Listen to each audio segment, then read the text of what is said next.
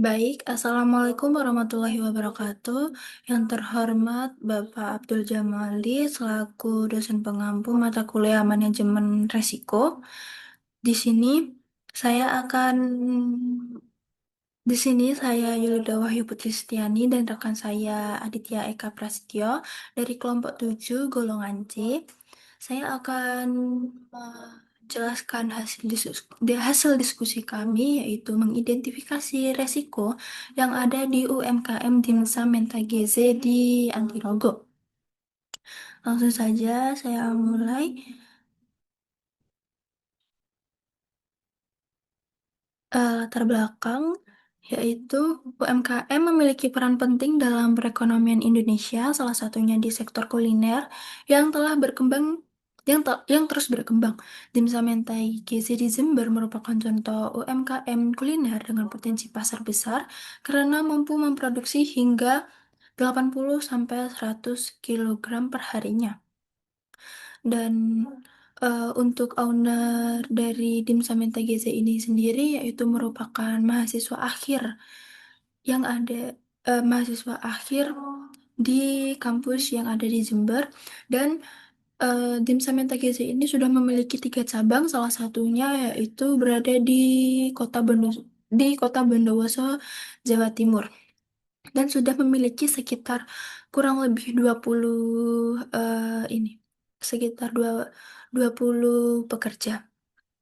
Saya lanjutkan yaitu namun usaha ini menghadapi berbagai resiko seperti persaingan pasar, kualitas bahan baku, standar produksi, serta kebersihan dan keselamatan kerja. Oleh karena itu, penerapan manajemen risiko diperlukan untuk menjaga kualitas, keamanan pangan, serta meningkatkan daya saing usaha yang berkelanjutan. Next, eh, di sini terdapat rumusan masalah dan tujuan. Masing-masing terdapat 3 poin. Yang pertama yaitu rumusan masalah. Poin pertama, bagaimana identifikasi manajemen risiko pada UMKM Dimsum TGC yang ada di Antirogo, Jember, Jawa Timur. Yang kedua, bagaimana pelaksanaan identifikasi dalam penerapan sertifikat produksi pangan rumah tangga atau SPP IRT pada produksi dimsum. Yang ketiga, bagaimana penerapan sanitasi standar operasi prosedur SSOP pada produksi dimsum di UMKM Dimsum Integrasi. Itu adalah 3 poin rumusan masalah. Yang selanjutnya yaitu tujuan. Poin pertama yaitu mengetahui identifikasi manajemen risiko pada UMKM Dimsum Integrasi. Yang kedua, mengetahui pelaksanaan identifikasi dalam pemeriksaan SPPIRT pada produksi dimsum. Yang ketiga, yaitu mengetahui penerapan SSOP pada produksi dimsum di UMKM Dimsum Mentagisi. Next, di sini terdapat identifikasi manajemen risiko, terdapat 4 poin. Poin pertama yaitu pemasaran. Resiko yang berpengaruh dalam usaha dimsum Mentagisi adalah persaingan pasar, yang dimana UMKM tim Saminta Gizi harus bersaing dengan pelaku usaha baik sesama UMKM maupun dengan pelaku usaha lainnya maupun restoran besar yang menjual produk serupa. Jika usaha dimsum yang gizi ini tidak mampu menjaga kualitas rasa, harga dan pelayanan, usaha bisa kalah bersaing dan kehilangan konsumen. Yang kita ketahui, banyak sekali usaha dimsum yang ada di Kota Jember. Jadi, apabila usaha dimsum yang TGZ ini tidak dapat mempertahankan kualitas rasa atau meningkatkan kualitas rasa, maka berpotensi usaha ini kehilangan konsumen dan kehilangan kepuasan dari konsumen itu sendiri. Dan konsumen bisa berpaling ke usaha dimsum lainnya seperti itu. Kemudian selanjutnya yaitu produksi. Dalam proses produksi, dimsum mentagise terdapat resiko produk yang membutuhkan ketelitian dalam menjaga standar rasa, tekstur, dan kebersihan. Resiko dapat muncul jika peralatan rusak, keterampilan pekerja kurang memadai, atau terjadi kontaminasi saat produksi. Hal ini bisa menurunkan kualitas produk dan menimbulkan masalah kesehatan bagi konsumen. Nah, apabila saat produksi dimsum tidak steril atau terkontaminasi dengan benda-benda lainnya, dikhawatirkan dapat mempengaruhi untuk kualitas rasa dimsum itu sendiri. Seperti itu. Kemudian selanjutnya yaitu bahan baku. Dalam pembuatan dimsum, hal yang harus diperhatikan oleh UMKM adalah bahan baku, karena di dalam pembuatan dimsum ini bergantung pada ketersediaan bahan baku seperti ayam dan kulit dimsum. Jika harga bahan baku naik secara tiba-tiba atau terjadi kelangkaan biaya produksi akan meningkat. Selain itu, kualitas bahan tidak segar dapat mempengaruhi rasa dan keamanan pangan sehingga berdampak pada kepuasan pelanggan itu sendiri. Dan hasil observasi dari kita, eh, usaha dimsum minta gizi ini untuk bahan baku daging ayam itu sendiri, mereka mengambil dari bahan baku yang segar, yang mana apabila akan dilakukan produksi, mereka eh, ini memotong ayam sendiri, jadi sudah dipastikan bahwa daging ayam adalah daging yang cukup fresh, seperti itu. Selanjutnya yang terakhir yaitu keselamatan kerja. Dalam kegiatan produksi UMKM dimsum minta gizi terdapat berbagai resiko keselamatan kerja yang perlu diwaspadai. Resiko yang paling sering terjadi adalah luka bakar akibat penggunaan kukusan, wajan, dan percikan berisi air atau minyak panas. Karena pekerja lebih sering berhadapan langsung dengan uap panas atau percikan minyak yang bisa menimbulkan luka serius. Selain itu, penggunaan pisau, gunting, dan peralatan tajam lainnya dalam proses pemotongan bahan baku menimbulkan risiko luka sayat atau iris pada tangan pekerja, terutama jika dilakukan dengan terburu-buru atau tanpa perlindungan yang memadai seperti itu. Baik, saya next.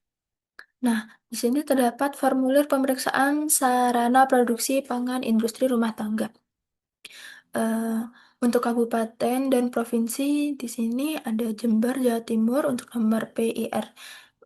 Untuk nomor PIRT dari usaha sendiri belum mempunyai. Kemudian pemilik fasilitas yaitu perorangan penanggung jawab atas nama Mas Bayu. Lalu jenis pangan dimsum, tanggal observasi ulang kita di tanggal 13 bulan 9 2025. Baik, langsung saja di nomor satu, elemen yang diperiksa yaitu lokasi dan lingkungan IRTP tidak terawat, kotor, dan berdebu. Kita letakkan di minor. Dan nomor dua, kita di minor juga. Nomor tiga di mayor. Nomor empat di minor. Selanjutnya, nomor 5 permukaan yang kontak langsung dengan pangan berkarat dan kotor kita taruh di minor. Nomor 6 minor, nomor 7 alat ukur timbangan untuk menimbang berat badan isi bersih tidak tersedia atau tidak teliti. Jadi waktu produksi dimsum sendiri itu para pekerja tidak mengukur berat dari dimsum itu, namun sudah tersedia cetakan dan untuk untuk adonan dimasukkan ke dalam cetakan itu. Jadi sudah dipastikan ukuran dimsum itu sama, mengikuti bentuk dari cetakan itu sendiri. Selanjutnya nomor 8, air bersih tidak tersedia dalam jumlah yang cukup untuk memenuhi seluruh kebutuhan produksi di minor. Air berasal dari suplai yang tidak bersih di mayor. Untuk air ini sendiri dari usaha mengambil air dari dari sumber seperti itu nomor 10. Selanjutnya di nomor 10 sarana untuk pembersihan atau pencucian bahan pangan, peralatan, perlengkapan dan bangunan tidak tersedia dan tidak terawat dengan baik. Kita letakkan di minor, nomor 8 di minor, nomor 12 dan nomor 13 di mayor, nomor 14 di mayor, nomor 15 di mayor, nomor 16, 17, 18 kita letakkan di minor. Untuk selanjutnya yaitu nomor 19 di mayor, nomor 20 program higien dan sanitasi tidak dilakukan. Nah, untuk nomor 20 ini kita kosongkan karena untuk program higien dan sanitasi ini dilakukan oleh usaha dimsum Mentagisi itu sendiri. Nomor 12 kita. Oh, mohon maaf untuk nomor 20 ini kita centang ini tidak melakukan higien dan sanitasi.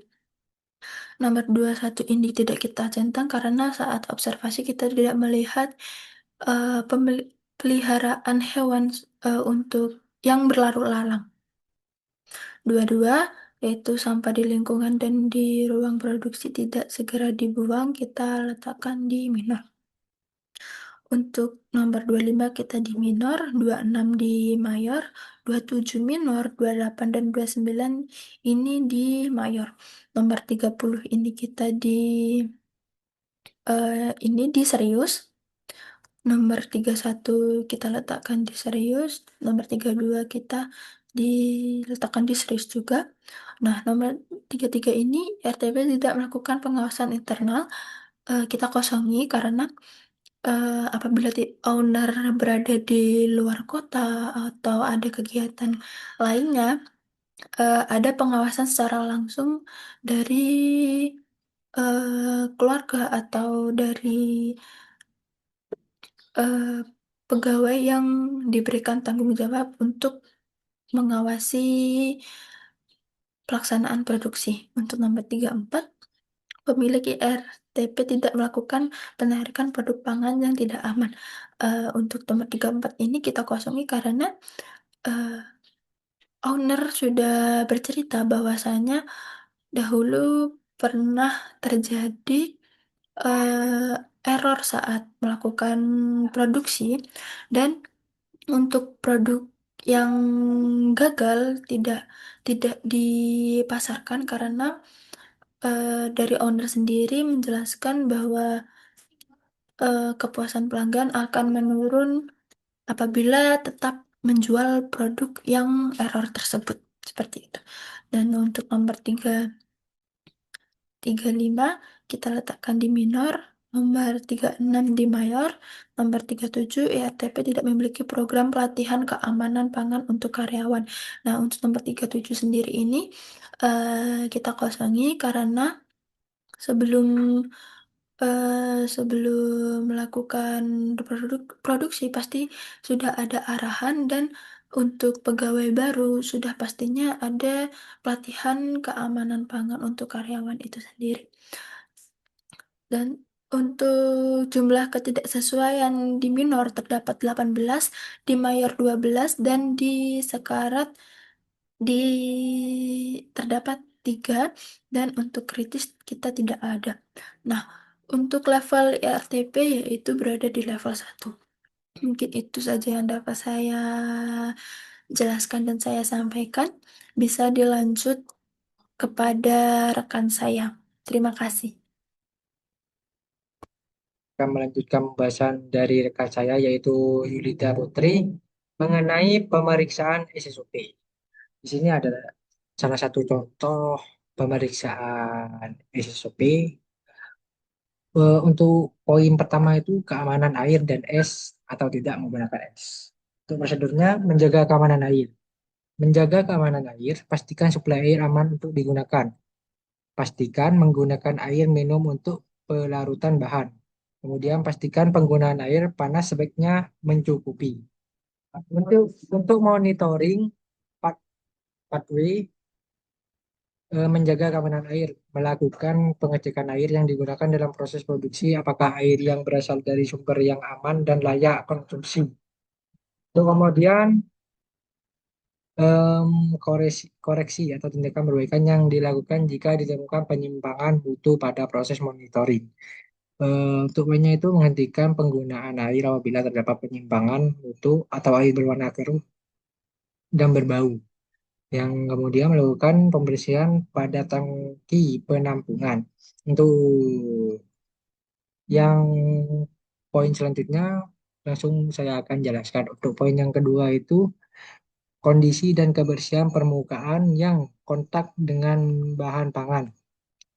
Menjaga kondisi dan kebersihan permukaan yang kontak dengan bahan pangan. Lakukan pembersihan terhadap peralatan yang kontak langsung dengan produk sebelum dan setelah digunakan.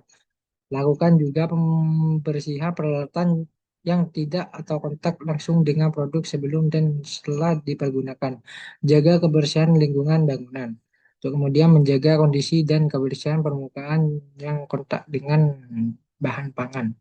Untuk poinnya melakukan pembersihan pada alat produksi menggunakan air bersih. Kemudian menjadwalkan pembersihan peralatan produksi. Kemudian untuk koreksinya itu mengganti peralatan yang tidak layak digunakan dengan alat baru. Untuk poin yang ketiga itu pencegahan kontaminasi silang. Mencegah kontaminasi silang. Pastikan alur prospek tidak bersilangan dalam unit pengolahan. Yang berikutnya pastikan penggunaan alat tidak menyebabkan kontaminasi silang. Kemudian pastikan pergerakan karyawan tidak menyebabkan kontaminasi silang. Untuk monitoringnya mencegah kontaminasi silang, alur produksi dipantu agar bahan mentah dan produk jadi tidak bertemu di jalur yang sama. Untuk koreksinya, produk yang tercampur atau terjadi kontaminasi silang akan dipisah dan tidak akan dipasarkan. Kemudian untuk poin yang keempat, menjaga fasilitas pencuci tangan, sanitasi, dan toilet. Menjaga fasilitas pencuci tangan, sanitasi, dan toilet. Untuk poinnya, bersihkan setiap habis digunakan. Lakukan pembersihan harian, mingguan, dan bulanan. Lengkapi bahan-bahan perlengkapan toilet. Untuk monitoringnya, menjaga fasilitas pencuci tangan, sanitasi, dan toilet. Yang untuk poinnya fasilitas dicek di setiap hari mulai dari kebersihan tempat cuci tangan ke tangan, tersediaan sabun, tisu, dan kebersihan air. Kemudian pengecekan dilakukan setiap hari dan melakukan pembersihan fasilitas, menjadwalkan pembersihan fasilitas.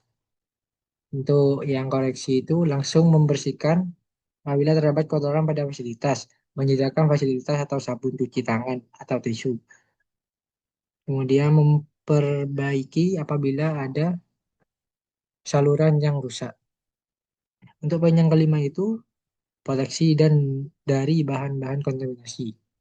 Untuk yang prosedur melakukan proteksi dan bahan-bahan kontaminasi, untuk poinnya itu rawat atap, langit-langit, dinding, pintu, ventilasi, dan lantai. Kemudian pastikan mohon maaf, pastikan panjaran dalam kondisi baik dan lampu-lampu berpelindung. Kemudian pastikan lampu cukup terang, perbaiki atau pindahkan peralatan yang rusak. Kemudian jaga agar tidak ada kondensasi. Kemudian jaga agar pertukaran udara memadai dan lakukan pembuangan limbah sesuai dengan prosedur. Untuk yang monitoring itu melakukan melakukan pengecekan pada atap langit-langit dinding, pintu ventilasi, dan lantai atap lainnya yang bisa menjadi sumber kontaminasi. Kemudian pembuangan limbah dipantau sesuai prosedur. Untuk yang koreksi, memperbaiki apabila terdapat kerusakan, membuang limbah hasil produksi sesuai jadwal, melakukan sterilisasi ruangan saat proses produksi akan dilakukan. Untuk poin yang keenam itu pelabelan, penyimpanan, dan penggunaan bahan toksin yang benar.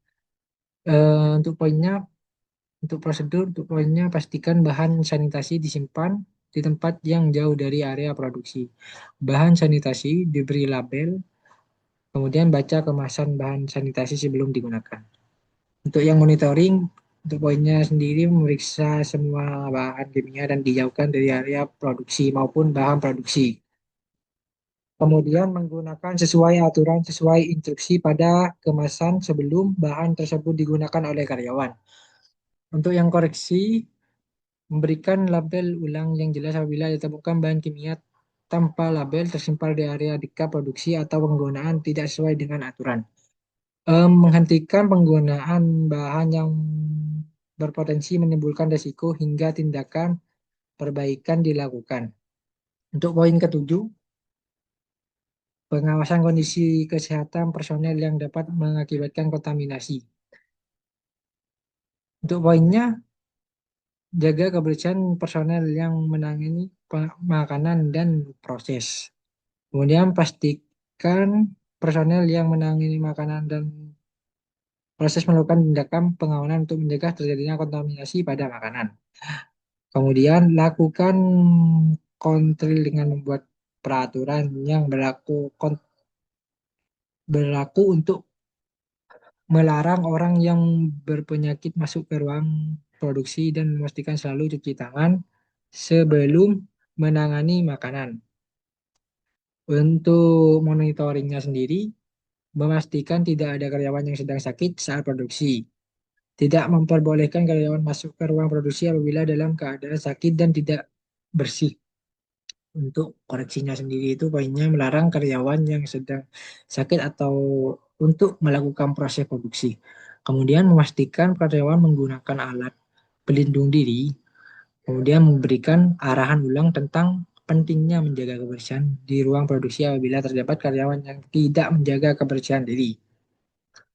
Untuk poin yang ke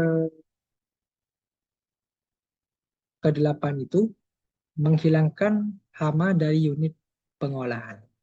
Untuk yang prosedur, poinnya sendiri, jaga gudang bahan baku dan penyimpanan hasil produksi tertutup dan aman. Pastikan tidak ada bahan-bahan yang mengundang kedatangan binatang.